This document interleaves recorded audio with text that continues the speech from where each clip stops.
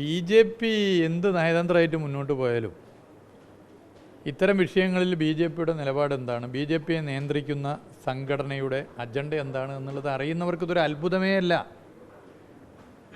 ആഭ്യന്തര ശത്രുക്കളായി കണ്ട 3 പേരിൽ ഒന്നാണ് മിഷണറീസ്. മതന്യൂനപക്ഷ വിഭാഗങ്ങൾ, മുസ്ലിം ജനവിഭാഗങ്ങൾ, അതുപോലെ തന്നെ മിഷണറീസ്, മാർക്സിസ്റ്റുകൾ, ഇവരെ ആഭ്യന്തര ശത്രുക്കളായി പ്രഖ്യാപിച്ചിരിക്കുകയാണ്. ആ പ്രഖ്യാപനം രേഖാമൂലം അവരുടെ ഗ്രന്ഥങ്ങളിലുമുണ്ട്.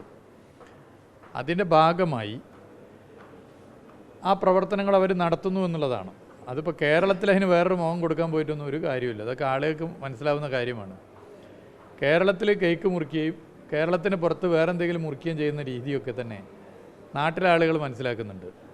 ഗ്രഹാം സ്റ്റെയിൻസ് ഇന്നും നമ്മുടെ മുമ്പിൽ ഓർമ്മയായി നിൽക്കുന്നുണ്ട്. അപ്പോൾ അത് പ്രഖ്യാപിത നിലപാടാണ്. ആ പ്രഖ്യാപിത നിലപാടായിട്ടാണ് അവർ പോകുന്നത്. ഇത് നാട്ടിൽ പൊതുവെ ആളുകൾ മനസ്സിലാക്കുന്ന കാര്യമാണ്. ഇതിനെതിരെ എല്ലാവരും ഒന്നിച്ച് നിൽക്കണം. ഇത് ഏതെങ്കിലും ഒരു പ്രത്യേക മതവിഭാഗത്തിന് നേരെയോ അല്ലെങ്കിൽ കന്യാസ്ത്രീകൾ മാത്രം നേരിടുന്നൊരു പ്രശ്നമായോ അല്ല കാണേണ്ടത്. ഇതൊരു ഭരണഘടനാപരമായ പ്രശ്നമാണ്. നമ്മുടെ രാജ്യത്തിൻ്റെ ഭരണഘടന മുന്നോട്ട് വെക്കുന്ന ഏറ്റവും വലിയ ആശയത്തിന് ഏൽക്കുന്ന പോറലാണ്, ആ ആശയത്തിന് ഏൽക്കുന്ന അക്രമമാണ്. ആ നിലയിൽ സെക്യുലറിസത്തെ, മതനിരപേക്ഷതയെ മുറുകെ പിടിക്കാൻ ആഗ്രഹിക്കുന്ന രാജ്യത്തെ ഭൂരിപക്ഷം വരുന്ന ജനങ്ങളും ഇതിനെതിരാണ്, അതിലൊരു സംശയമില്ല. അപ്പോൾ അത്തരം പ്രക്ഷോഭങ്ങൾ ഉയർന്നു വരേണ്ടതുണ്ട്. ഉത്തരേന്ത്യൻ അതെ, ഇതിനായിട്ടിപ്പോൾ ആളുകളെ ഇതൊക്കെ എന്ന് പറഞ്ഞാൽ കണ്ണ് പൊടിയുടെ തട്ടിപ്പ് പരിപാടിയല്ലേ. പുള്ളിമാൻ്റെ പുള്ളി തേച്ച് മാറ്റി കളഞ്ഞാൽ പോവോ? ഇത് നേരത്തെ ഉള്ളത്, ഇപ്പോൾ 2 മലയാളി കന്യാസ്ത്രീകളായതുകൊണ്ടാണ് നമ്മൾ ചർച്ച ചെയ്തത്.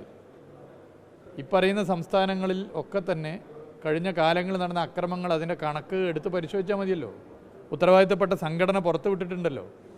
ആ കണക്കിൽ ഇത് എണ്ണം വർദ്ധിച്ചുകൊണ്ടിരിക്കുകയാണ്. അപ്പോൾ കേരളത്തിലെ BJPയിൽ എല്ലാവരും ഈ അഭിപ്രായം പറയുന്നില്ല.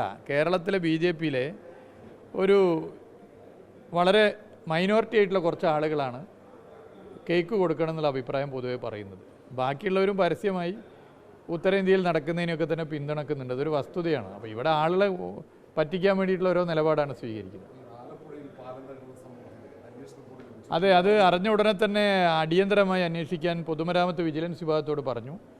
അടിയന്തരമായി അന്വേഷിച്ചൊരു പ്രത്യേക അധിക സമയമെടുക്കാതെ റിപ്പോർട്ട് തരണം എന്ന് പറഞ്ഞു. റിപ്പോർട്ട് കിട്ടിയിട്ടുണ്ട്.